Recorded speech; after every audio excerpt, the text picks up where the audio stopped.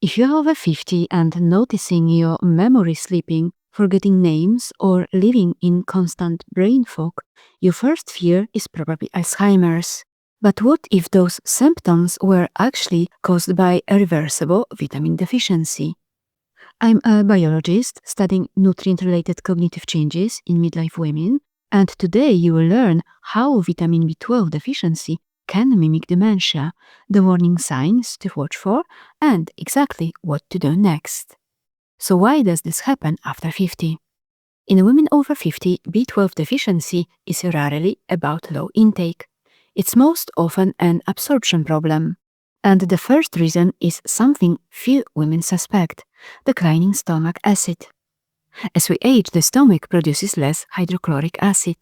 This acid is essential for releasing B12 from food, where it's tightly bound to proteins.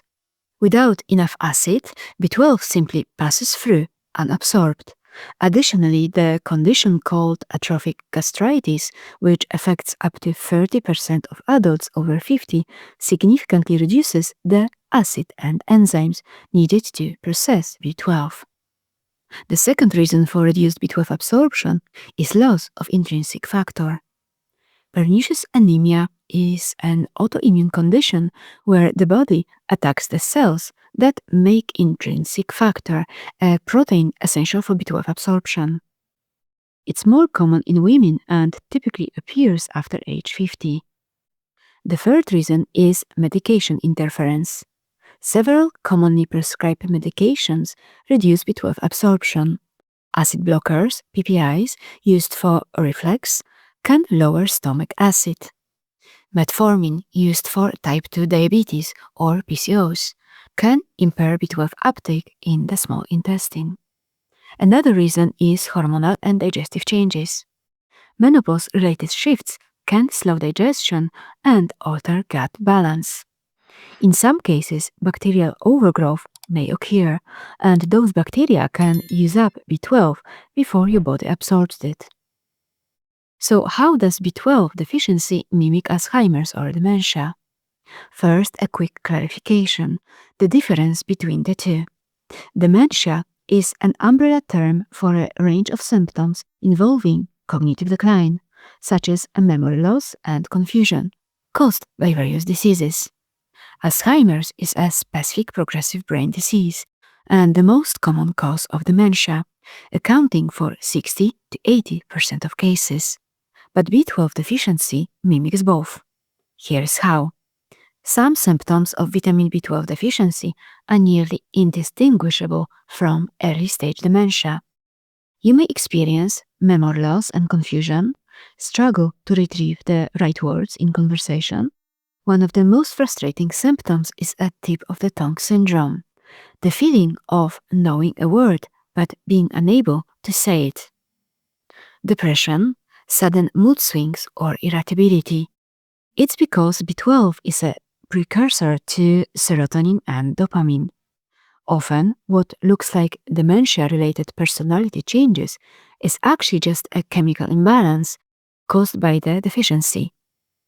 The good news is that cognitive impairment caused by B12 deficiency is often completely reversible if identified and treated early with supplements or injections. How do you distinguish B12 deficiency from Alzheimer's? Look for these physical red flags typical for B12 deficiency. Paresthesia, a persistent pins and needles or numbness in the hands and feet.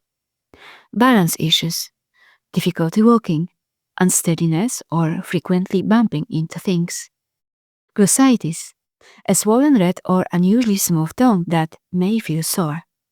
Extreme fatigue that doesn't improve with rest. Pale or yellowish skin. Blurred or double vision. The best way to test for vitamin B12 deficiency. Ideally, we would want to test for vitamin B12 deficiency first before starting a supplement. Unfortunately, relying on a single blood B12 test can be misleading. Results vary between labs and often from day to day. Some people with normal B12 still have functional deficiency or symptoms, while others with low levels may not be truly deficient. A more reliable approach is to combine tests, typically serum B12 with functional markers like MMA or homocysteine. And if someone has classic deficiency symptoms, a trial of B12 supplementation may be reasonable to see if your symptoms improve, even when tests look normal. But if you take regular medication or have an underlying health condition, speak with your doctor first to ensure B12 supplementation won't interfere with your medications. So how much vitamin B12 do we need? We need about 2 to 3.5 micrograms a day absorbed. Absorption works like this. Small doses are taken up efficiently, around half gets absorbed, but with very large doses, only about 1% is absorbed. So you can either get small amounts several times a day from fortified foods or take a larger supplement less often. In practice, that means a few servings of B12 fortified foods daily can cover your needs, or a typical supplement plan like 50 micrograms per day or 2000 micrograms once a week. That's what I'm doing. For most of us, it would be probably cheaper and more convenient to take a supplement. I will link the one I'm taking in the description below. However, if you are diagnosed with vitamin B12 deficiency, you may need to take 1000 micrograms a day for 1 to 4 months, depending on how low you start out, before going back to a regular maintenance dose of 50 micrograms a day or 2000 a week. But those over age 65 need to take a higher dose of 1000 micrograms every day. It's because, as we've mentioned earlier, the body's ability to absorb the vitamin from food declines with age because of reduced stomach acid, loss of intrinsic factor, and if you are taking any medications, some may further block B12 absorption. That's why, starting at age 50, everyone, regardless of the diet, should be taking B12 supplements or eating B12 fortified foods. But over age 65, according to research, we may need at least 650 to 1000 a day in most people, hence the 1000 a day recommendation after age 65.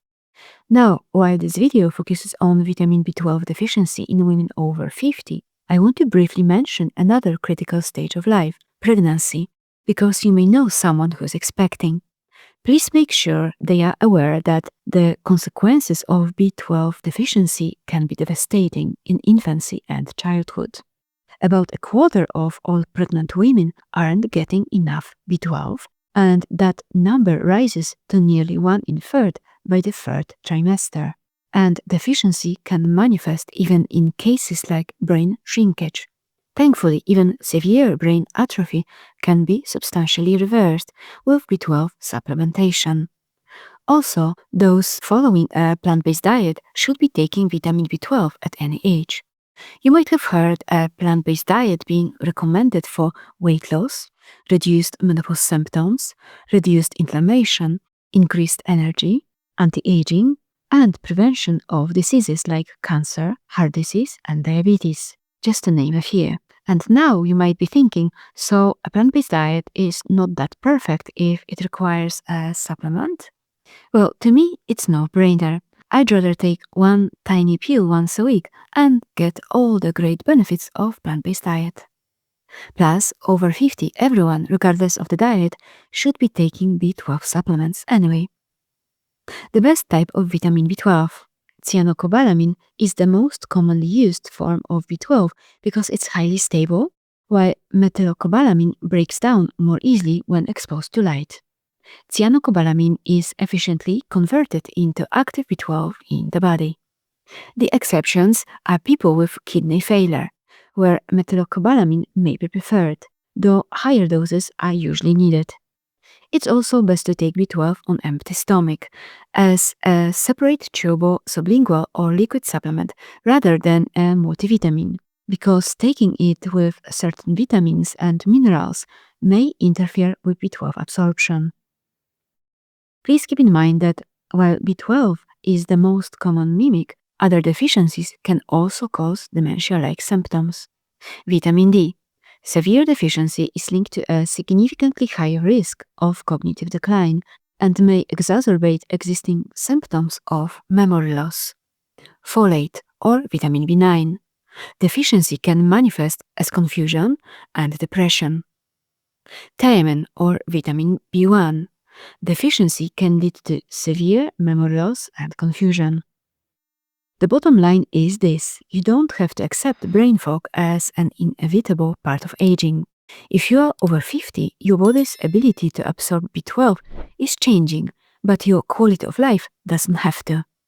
Don't let a simple deficiency steal your best years. But even perfect B12 levels can't protect a brain that isn't sleeping well. So in this next video, I will walk you through 5 strategic, science-backed steps to reset your menopause sleep and explain why melatonin isn't my first choice, plus what I recommend instead. I will see you there.